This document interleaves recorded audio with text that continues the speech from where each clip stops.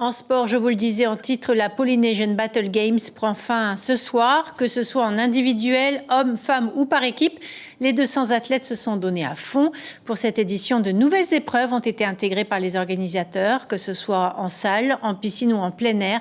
La compétition a été rude. Ismail Tahiata et Ariho étaient Afana. Toujours plus haut, toujours plus dur et toujours plus vite. 3 jours de compétition d'une intensité rare. L'objectif est clair, pousser les athlètes à sortir de leur confort. On a intégré également des choses qu'ils n'ont pas l'habitude de faire pour les sortir de leur zone de confort, comme un trail très tôt le premier jour, un WOD avec du tir au airsoft, donc viser une cible. Et là on est sur un WOD derrière nous avec le mouvement du A-jump. Le A-jump, un squat suivi d'un saut, sûrement l'exercice le plus éprouvant depuis le début de cette compétition. Heiva et Mika finissent en tête de cette épreuve. Celle-là, on la voulait vraiment parce que hier, on a fait une grosse erreur stratégique sur le dernier WOD hier, ce qui nous a coûté la première place provisoire. Et voilà, on était bien remonté ce matin.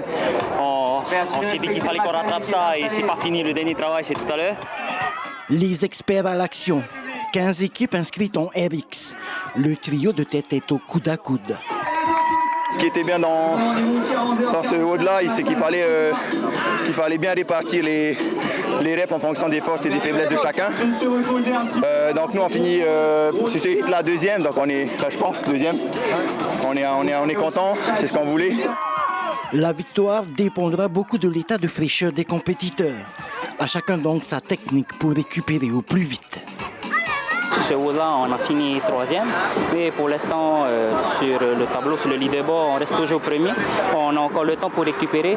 Là, avec le WOD qu'on vient de faire, on a tous les jambes HS. Je pense que là, on va tous aller se faire un bain de glace pour être au maximum en forme pour ce soir. Pour que cette compétition soit une réussite, l'organisateur a fait appel à 70 bénévoles. Des chargeurs, des chronométreurs, des scoreurs et des juges. Sans eux, rien ne serait possible. Le plus difficile, on va dire, dans le judging, c'est d'être attentif sur les petits mouvements qui vont passer, qui ne vont pas passer. Si le squat est complètement fait, si on descend bien, si on remonte bien, si les hanches sont tendues, les genoux, les bras. Enfin, il faut être vigilant à tous les petits détails. 13 catégories devraient être récompensées ce soir. La Polynesian Battle Games 2024 promet d'être grandiose, avec d'autres épreuves surprises et peut-être la participation d'athlètes étrangers.